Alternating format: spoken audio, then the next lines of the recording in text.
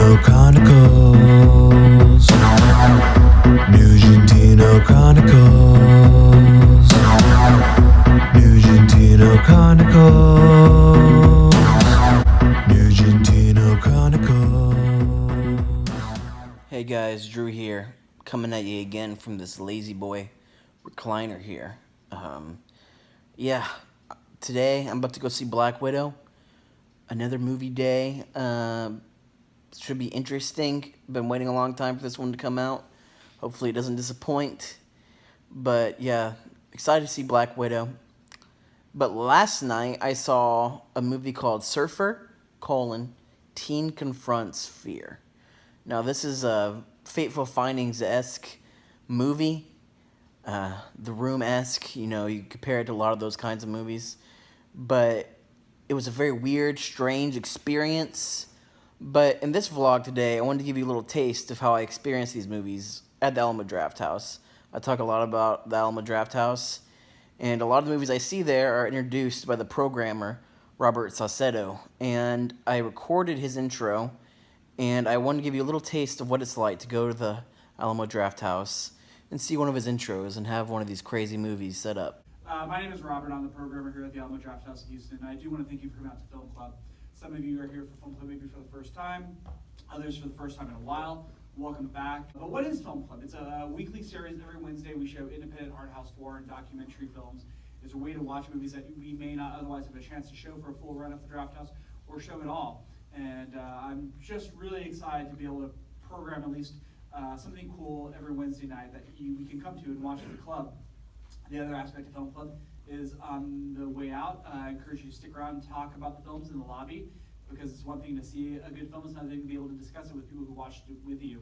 Tonight's film is kind of a oddity. Normally we show films that have gotten a lot of great critical reviews. Maybe they're up for some awards. Tonight's film is not one of those films. But I'm here to make a case that it is still a good film. And here's why. I hate the term "so bad it's good." That's one of my most hated terminologies when it comes to talking about films. Because if a film entertains you, if you laugh, if you have a reaction of some kind, and it's especially in a communal setting like an audience, it did its job. It's a good film. It entertained you. And tonight's film, I think, is going to entertain you. Now, whether or not the director intended it to entertain you in the way that it does entertain you, that's up for debate. But that's okay, because once a film is out there in the world, it ceases to be owned by that creator. It becomes the audience's film just as much as the director's. And I think this film has taken on a life of its own since it was made by the filmmaker many years ago. This film has been around for a while, but it has yet to be released on a home video or streaming. And partly because the director believes in the theater experience, and because of that, I believe in the director. I'm of course talking about Douglas Burke, who is not only the director, he's the writer, he's the star, he's the composer, he's the financier. He believed so much in his vision for this movie that he moved heaven and earth to make it happen. And I applaud that.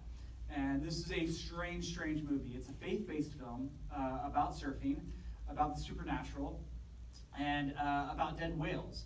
It's not about dead whales, but the director did see a dead whale on the beach one day and said that would make a really interesting background for a shot, and so he quickly put a crew together to film in front of that dead whale for no other reason than it's a really striking thing to look at while you're watching a film.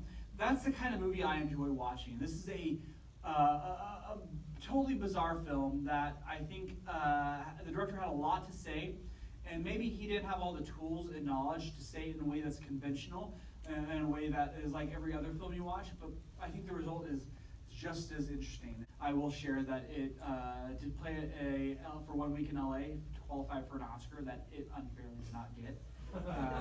It also is a movie that you're gonna watch it and you're gonna think, oh, this is like The Room, this is like Fateful Findings, like Birdemic. The director did not make it to be like those films, of course. He thought he was making a quality film. And when he actually admits to having never seen any of those films like the Birdemic or The Room or Fateful Findings, he made a movie that was true to himself. It stars his son. There may or may not be 20 minutes of just home vacation videos in this film. That's up for debate. We'll talk about after the film. Whether or not his son wants to be in the movie is also up for debate. Let's talk about that after the film.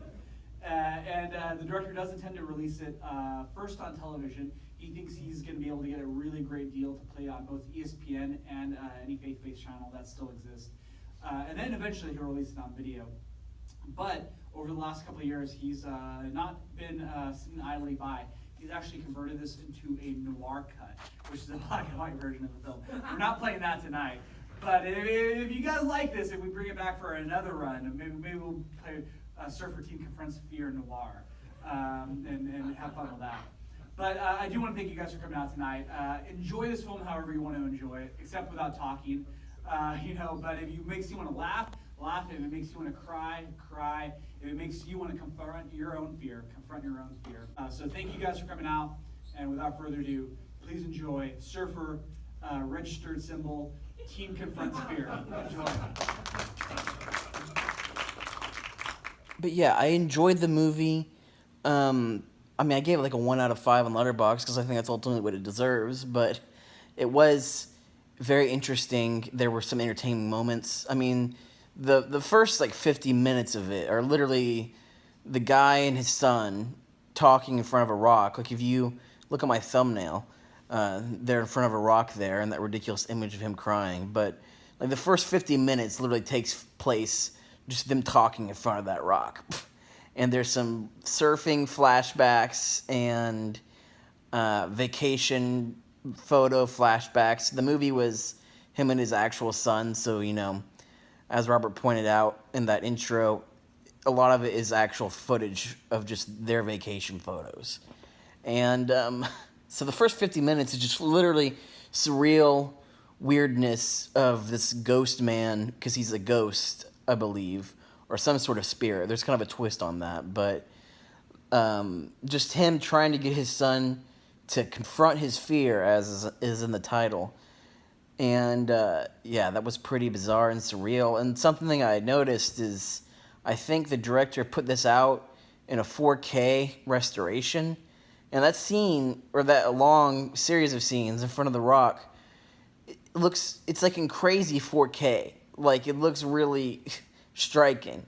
But then it'll cut to, really shitty looking footage. And it's just a strange mix. But I've heard, like, as Robert pointed out in the intro, like, the director believed in the theatrical experience. And so I think it's hard to see this anywhere else other than the theater.